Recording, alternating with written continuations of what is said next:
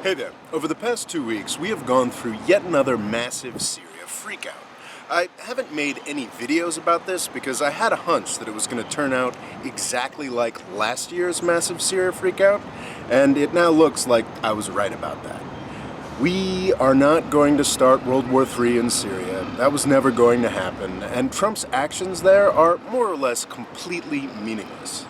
I've already made those videos, and unlike a lot of players in media, I don't like repeating myself. But this little episode has brought up a concept from political science that I think is worth talking about. It's called agenda setting. I don't remember much from college, but I do remember this idea. It's pretty vital. Everybody's got an agenda or plan. In a given day, you may have things to focus on. Some of it is things to do, but a lot of it is things to pay attention to.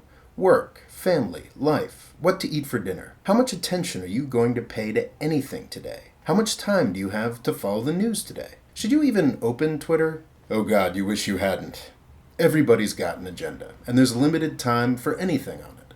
It works this way for media and government as well. Each media outlet has its own agenda and things that they want to focus on. Government has an agenda too. It's filled with stuff that has to get done, but it also reacts to the agendas of news organizations, individual congresspeople, lobbyists, and an almost infinite range of other actors as well. All of these different agendas interact in ways that can only be described as chaotic. All of these agendas react to other people's agendas. People and organizations pour a lot of money into getting things on to the government agenda. Once upon a time, when things were slower, the broader agenda was set in a more orderly fashion by people in government and media who did a better job of pretending they knew what they were doing. Over the past couple years, the man occupying the most powerful position in the world has used Twitter to present his own agenda. Trump claims that this provides a powerful tool of communication to his supporters, and he's absolutely right about that. As to what he's communicating, well, it's pretty horrifying, and it's done an excellent job of turning everybody else's agenda into a non-stop dumpster fire. And I think this agenda-setting problem is why Syria got bombed last Friday. There are two stories that are being pushed pretty hard about what happened last week. The official story pushed by government and media is that there's now something called the Trump Doctrine, which means that the United States and its allies will use a couple $100 million worth of missiles to blow up some Syrian buildings whenever Assad uses gas on his own people. I don't buy it. There's the inconvenient fact that there have been plenty of attacks using chemicals over the past year since the last time we bombed them. Some people are trying to pitch the idea that it's sarin that makes this attack different, but this is the first that I've ever heard of a special red line just for sarin attacks. It could be that there was just better video of this event, but I think it mostly comes down to the fact that the people in the United States that really like bombing are excited for more bombing.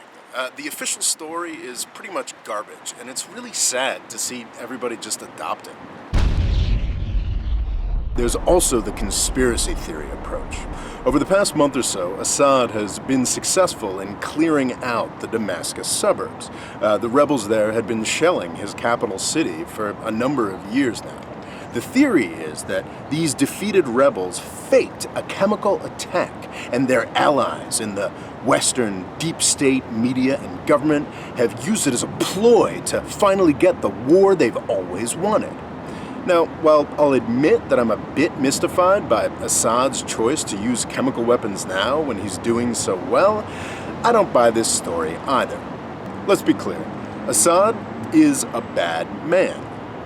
While I would definitely like there to be a much more thorough investigation, I have no trouble believing that he used chemical weapons on his own people. And also, this relies, like all conspiracy theories, on the assumption that sinister forces are a lot smarter and a lot more powerful than they actually are. The real story here is actually a lot dumber, and it's all about agenda setting. And by the way, we're knocking the hell out of ISIS. We'll be coming out of Syria like very soon. Let the other people take care of it now. Very soon. Very soon, we're coming out. When Trump said this on March 29th, he might have just been bloviating, or he might have known he'd hijack the news agenda and distract from his Russia investigation troubles. If that was his intention, it was completely successful. Everybody with an interest in Syrian destruction, from the military and humanitarian industrial complexes to the resistance neocons to Congress and the media, was put on notice. Syria was placed back on the agenda, big time. This made what happened in Syria over the next week much more likely to make the news. So when this particular chemical attack took place on April 7th, we were all primed to pay attention. The media sold this attack as disrespecting Trump somehow, so he of course overreacted massively with the peerless agenda-setting tool that is his Twitter feed. This forced poor Jim Mattis, our long-suffering Secretary of Defense, to come up with last Friday's $200 million nothing burger of an attack. To be clear, I am very glad that this attack was a nothing burger and that Syria will be allowed to continue to stabilize. When Donald Trump suggested we get out, he was having one of his stopped clock moments. He is absolutely right about that. But if Trump hadn't mentioned this 2 weeks ago, if he hadn't put Syria back on the agenda, I really don't think we would have bombed them last Friday. That's how stupid things are right now. That's how broken our agenda-setting mechanism is. Thanks for watching. Please subscribe. And if you'd like to help me try to put sanity back on the agenda, I suggest you click on the Patreon link here to find out how. Thanks.